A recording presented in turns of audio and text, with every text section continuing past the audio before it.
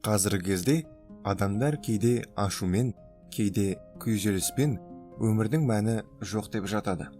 Оған екі себеп бар. Біріншісі дінмен байланысты. Бұрында өмір жеңілірек болды.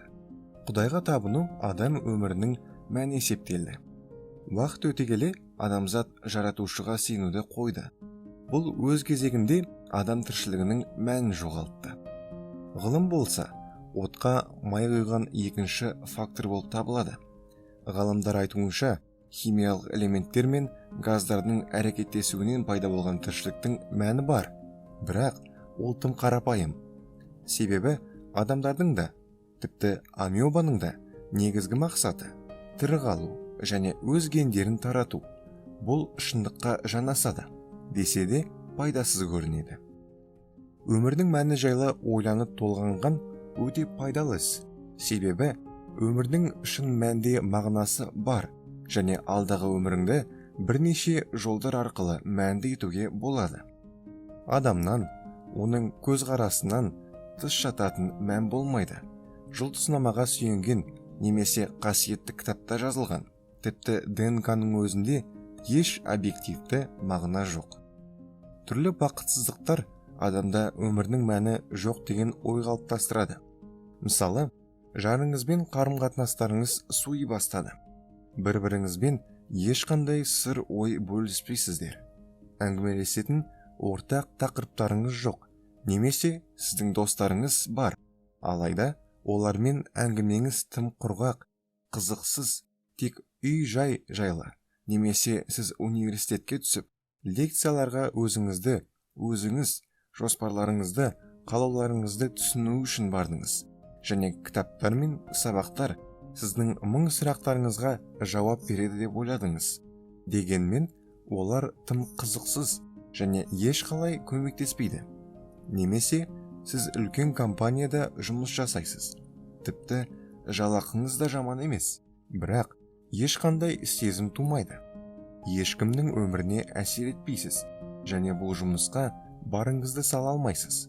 Мысалы, сіздің орныңызда робот болса, ештеңе өзгермес еді. Осы мысалдардың бәрінен біз өмірдің мәнінің теориясын қорыталамыз. Тіршілігіміздің мағынасын үш нәрседен табуға болады: қарым-қатынастан, түсіністіктен және қызмет көрсетуден. Қарым-қатынасты қарастырайық.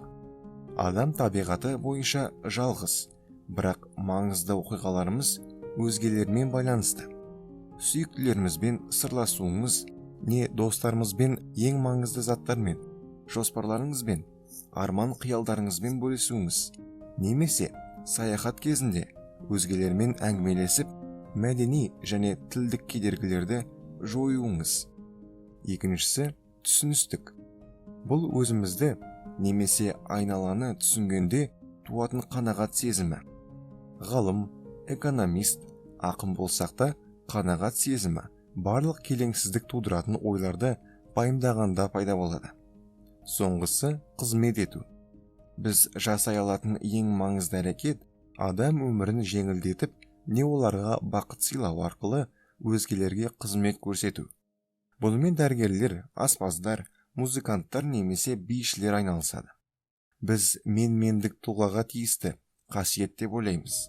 Бірақ ғажап нәрселердің барлығы біз өзіміздің эгомызға төтеп бергенде және басқаларға сенгенде туады. Қызмет көрсету көбірек мағынаға ие болу үшін ол ізгі ниетпен жасалуы керек. Сондықтан алдымен өзіңді табу қажет. Осының барлығының арқасында біз өмірдің мәні деген түсінікке анықтама бере аламыз. Ол адамның дамуға, қарым-қатынас, түсіністік және қызмет көрсету арқылы ұмтылуы болып табылады.